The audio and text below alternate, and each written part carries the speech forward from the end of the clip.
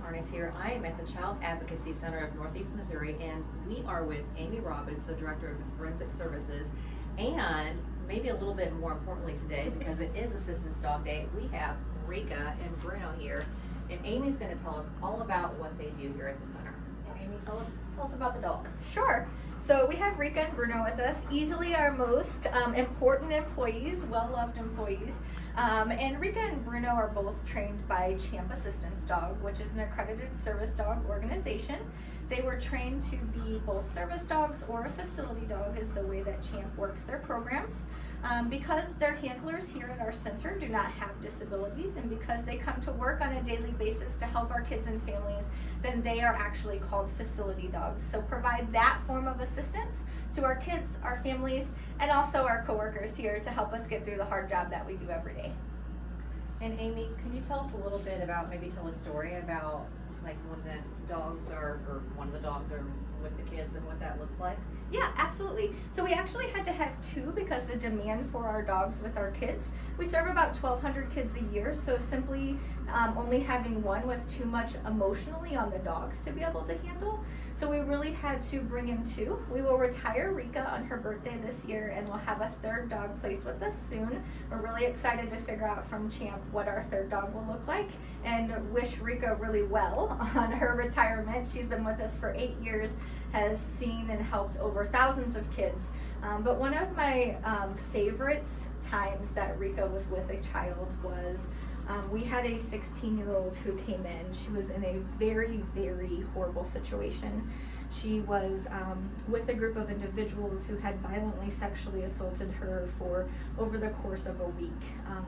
She finally was able to get in contact with her mom and was taken to a local police department where it was immediately decided she would be brought straight to us. So she comes straight from her victimization to a law enforcement facility and then luckily makes it to our CAC.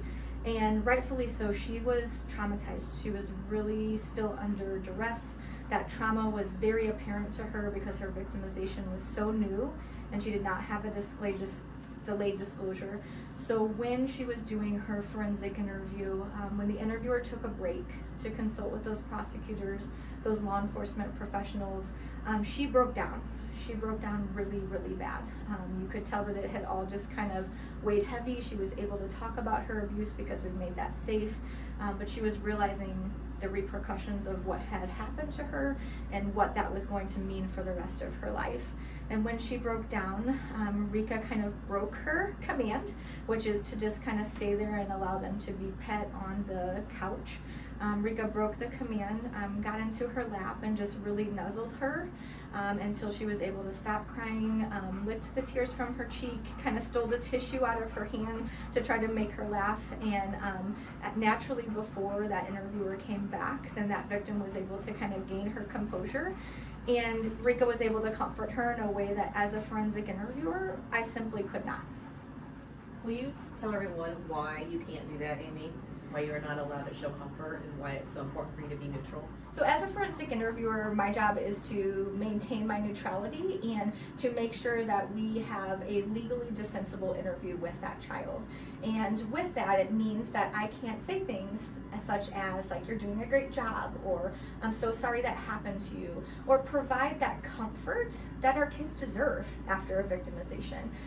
We know why we can't, and so our dogs really come in to be able to provide that support and comfort in ways that our forensic interviewers just are not allowed to. I would think that has to emotionally help you as an interviewer a lot, knowing that the dogs can do what you're not able to do. Absolutely. It's just as a mom, you naturally want to offer that comfort, but you cannot do it. That's correct. Yeah, and it's because these testimonies will go to court, and our interviewers are often called in to go to court and testify on behalf of these kiddos. And the dogs sometimes get to go to court too as well, don't they? Yes. So Bruno is a new placement to us, so he has not yet made it to a courtroom. But the idea of courthouse dogs and facility dogs at child advocacy centers has really taken off. St. Charles County is one of the really trailblazers in the state of Missouri to really set that case law and allow the support of a facility dog or a courthouse dog to be present.